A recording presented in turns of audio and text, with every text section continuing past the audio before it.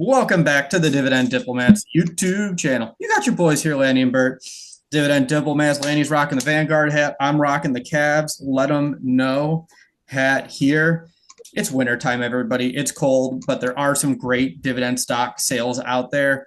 We're recording this on Black Friday. You'll be seeing this the weekend in between Black Friday and Cyber Monday. So we're going to talk about those two dividend stocks that are on sale that I will be watching and maybe even buying as the weeks come to the end in 2024. Exactly. This is a big video, guys. So smash that subscribe button. Give us a nice thumbs up. Hot stock video here. A little teaser into Bert's investing plans as we close out 2024, head into 2025. Because here at the DD, we are ABB. Always be buying.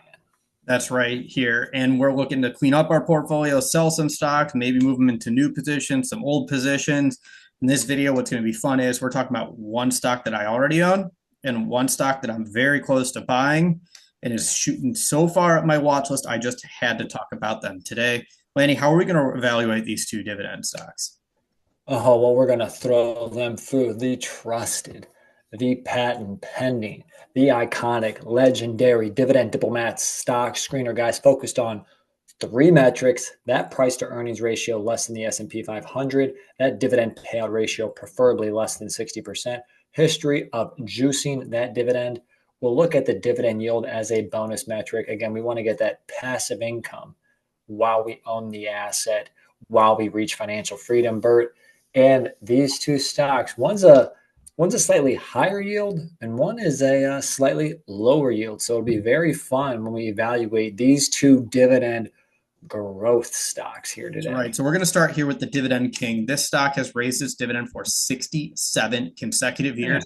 Man, oh man, yes, they are one of the longest tenured Dividend Kings. We're going to be talking about Genuine Parts Company, ticker symbol GPC. My goodness. Woo, got to get some coffee here. Gold jacket, green jacket, who gives a... Yeah, that's right. We bought them for my wife a long time ago, and they've been growing in her portfolio. It's one of my favorite stocks. They own Napa. They're huge in the secondary auto space, but they had a terrible earnings release. They lowered their guidance. They saw a slowdown in sales. They saw consumers starting to get a little stretched, prices impacting the top and bottom line in their guidance. They pulled it back a little bit. So overall, that sent the stock spiraling a few weeks ago. It's climbed up. Last month, it's up 8% like every other company in the S&P 500. So there's no news there. But GPC is an interesting stock here, landing for me, because they're going to be in an interesting little tariff battle here because they produce a lot of cheap parts, a lot of replacement parts. So you're going to see some costs go up. However, they're also big in the repairing of cars too. So as new cars get more expensive, if people can't afford those new cars that are going to be impacted potentially by tariffs, by other economic events, people are going to be flooding to fix their current car, which will help increase the floor for Genuine Parts Company. At least allows them to continue benefiting no matter what's going on over the next year or two. You know, fixing their current car, actually, this guy included, guys, because I drive a 2010 Honda Accord. Had a pretty big car expense come early August, about August 5th to be exact. Instead of getting a new car, I decided to put almost $2,000. That was negotiated, by the way, to just extend the life of the current car. So it's already been to September 5th, October 5th, November 5th, and we're heading into December 5th. So it's already been 4 months. So I'm already averaging, less than $500 a month, which is less than most people's auto loan payments right now. Yeah, and again, Genuine Parts Company is going to be helping you fix the cars. They're going to be helping give shops that allow you to do that, and that's going to become even bigger news, especially as interest rates also get higher. Those car payments get higher, and people just can't afford the new car they'll be looking to fix. So that's why I really like them, despite some of the headwinds that are going to be facing the economy, people, everything. That's why I've always loved them. So let's see how they're doing in our screener here. They are, as I said, they're up 8% the last month. They're down 8% the last year. They're up 21% over the last 5 years. Let's kick it off here, Lanny. What is that price to earnings ratio? I would love to dive in to that first metric, guys. Expected EPS of $8.17. Again, down 8% this year. So that stock price as of the Black Friday close is $126.72.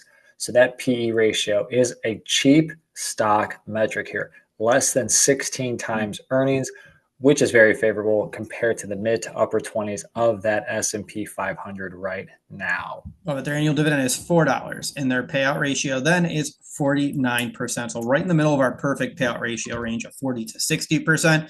Again, if a company is going to be lowering guidance, they're going to have lower sales, facing some cost pressure. You want to see a great payout ratio, and you can't get any better than a 50% payout ratio. They have room for earnings to fall and keep that dividend safe for years to come. Yeah, safe dividend and a way to still have a healthy growth to the dividend. Kind of starting to remind me of a certain good old reliable stock, a certain stock that somebody here on this video right now owns well over north of 200 plus shares. I'm talking J&J. Who could I that be? think, yeah, I think this stock is giving very good similarities because you got that 16 PE, that below 50% payout ratio. But Bert, to talk about that third metric, that dividend growth rate is really where it comes in full circle because the 5-year average dividend growth rate, two genuine parts, guys, again, which is the growth to that passive income stream when you're a dividend investor, is 5.6%. Yeah, it's great. Slow and steady wins the race, and you're going to expect something like there. You're not worried about dividend growth slowing because they just deliver solid dividend increases every single year. So I can't wait. Q1, they'll deliver that next round of a probably 5% dividend growth over and over again. Good, old, reliable, genuine parts company. And what's nice about the dividend growth for GPC, again, why this could be a great stock to buy right now is because the dividend yield is now north of 3% at 3.16%. So the combination of the dividend growth plus the dividend yield gets you pretty close to that 9%, which is kind of where I usually fit. I'm like, hey, not going for give me 30% combination factor. I go give me 9% plus, so we're right there. Yeah. So overall, PE is 15 and a half. Payout ratio is 49%, 5.6% 5-year dividend growth rate. Increase that dividend for 67 years with a yield of 3.16%. Everybody, that is genuine parts company. Number one on my watch list. Let's move over to number 2 on our watch list. Man, Bert, number 2, guys. This is big. This is huge because I can't wait to do another video about this stock as Bert teased here on X. So follow us on X if you haven't, guys. We're not talking about a 17 billion market cap company like GPC. We're not talking about a $100 billion market cap company, not even a 1 trillion market cap, guys. We're stepping into the 2 trillion territory, guys. We're talking about ABC123 Alphabet / Google. Ticker symbol GOOGL if you're talking about those A shares, or GOOG if you're talking about those, I think it's Class C shares. And the only difference is voting rights. So that's about it, everybody. You get a little discount if you're not buying the voting rights. I'll tell you what, any amount doesn't matter to me. Any amount I'm buying for Google, my votes aren't going to matter for this company. So Google, Google, guys. yeah, they've been hot on my watch list as the DOJ comes clamping down for Google. They've been beaten down, even though they're basically even for the month. They're only up 22% for the year, which is trailing the rest of the tech sector. They're down from some of their peaks earlier in the year. DOJ is talking split up. We covered it in a video on Monday. There's a lot of other things that could happen. For sales, a lot of things. You got ChatGPT that could launch their own browser to compete with Chrome. Who knows? But I will tell you this. Good luck doing anything on your computer. Good luck doing anything with the combination of Google, Google Chrome, YouTube. It kind of speaks for itself. You know, I can't remember the last time I did not use Google Chrome, and I know I'm not the only one here, guys. Let us know if you guys have a favorite preferred browser, not Google Chrome. And also let us know before we get into the DD stock screening metrics, who here has been buying Google stock here in the dividend investing community. You know, I do have to make a comment because at one point this stock was riding pretty close to $200 a share, guys. So now that it's down to $168.95, down approximately $23, $25 from that, call it 52-week high.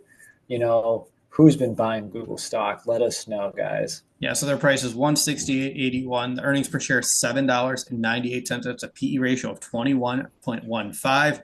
And this is what's really causing people to scream about Google, what's causing them to say they're a screaming stock to buy. Sure, their PE ratio is 21. It's a little bit below the S&P 500, but historically their average PE ratio is always in the high 20s and low 30s. They're in from Seeking Alpha, it was 26 to 27 for that average PE ratio. So from a historical standpoint, Google is at a huge discount compared to where the company typically trades. I think that's the biggest headline here about Google.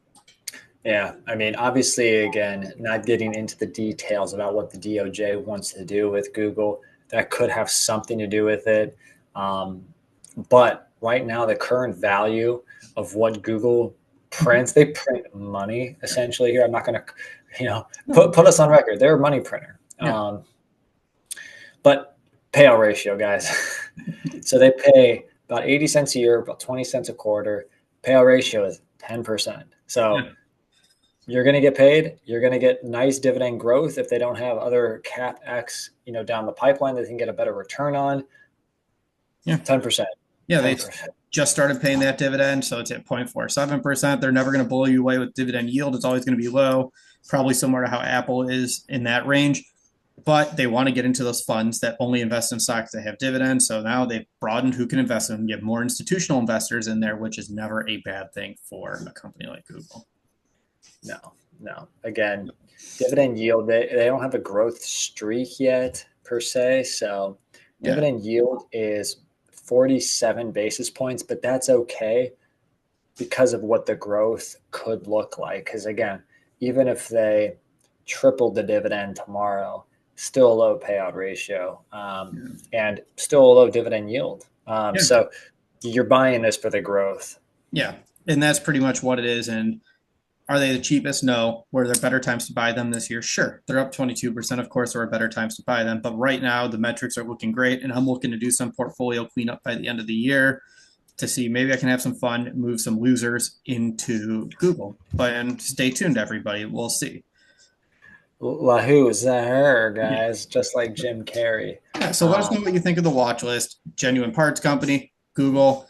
Let me know in the comment section below. Are these stocks to buy? Are you buying Genuine Parts? Are you buying Google? Throw that down there in that comment section. Smash that subscribe button, guys. Don't forget to give us a thumbs up. What other stocks are you buying to increase your passive income? Are you reaching financial freedom, guys? And Bert, there's one thing you got to hit them with. You're either with us or you're against us, Jack. That was Bert, the Hurt, and Lanny from the Dividend Diplomats. Over and out.